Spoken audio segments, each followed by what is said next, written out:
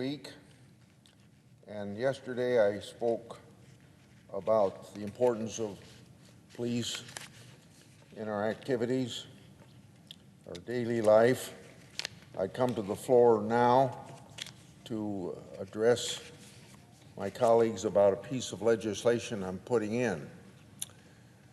I recently reintroduced the Protecting America's First Responder Act, a bipartisan bill co-sponsored by 11 of my colleagues.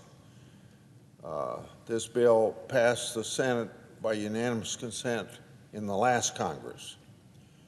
In this new Congress, it's time that we once again turn our attention to the public service officers across our nation who steadfastly serve and protect fellow Americans. These great men and women fulfill some of our most vital and irreplaceable needs.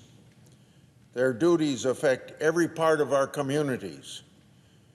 We've seen that clearly, very clearly, over the past year, as their services have been instrumental in keeping our communities safe during the pandemic.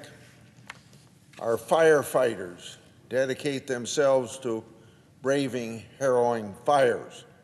Our police officers rush headlong into danger to protect the innocent. Emergency first responders dutifully come to the aid of the injured, no matter the threat. Despite these vast responsibilities, their purpose is very much the same: to serve and protect their communities. We know this call to service comes with great risk.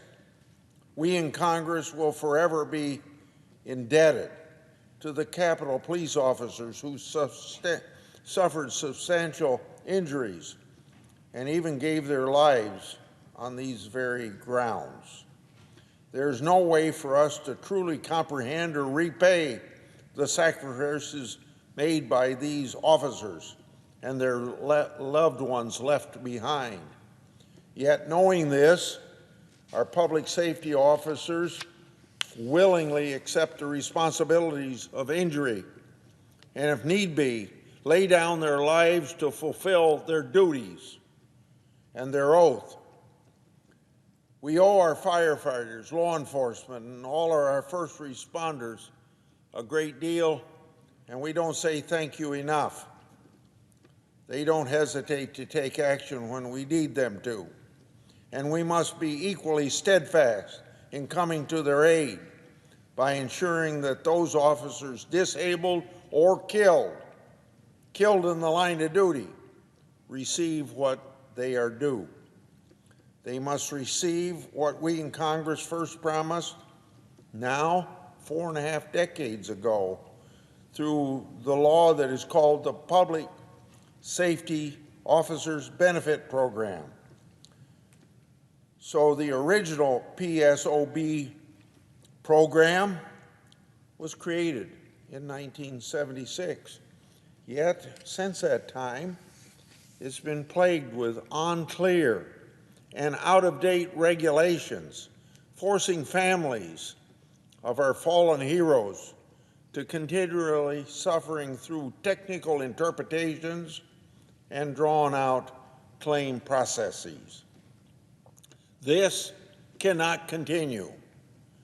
So this bill that 11 of us have introduced, the Protecting America's First Responders Act, ensures that disability claims are consistent with Congress's original intent for the PSOB program. It received wide bipartisan support here in the United States Senate in the last Congress. Unfortunately, the bill stalled in the House. Over the last year, I've worked closely with Congressman Pascrell to alleviate opposition and work through amendments that can pass the House.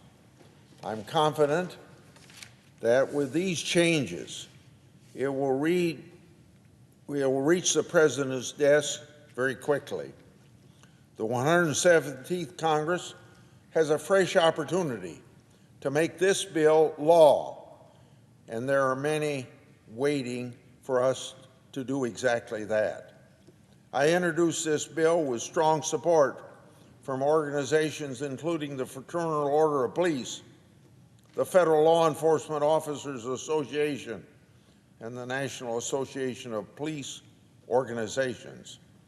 I urge my colleagues to once again vote for the Protecting America's First Responders Act, thereby fulfilling the original promise to honor those whose lives were forever altered by their service.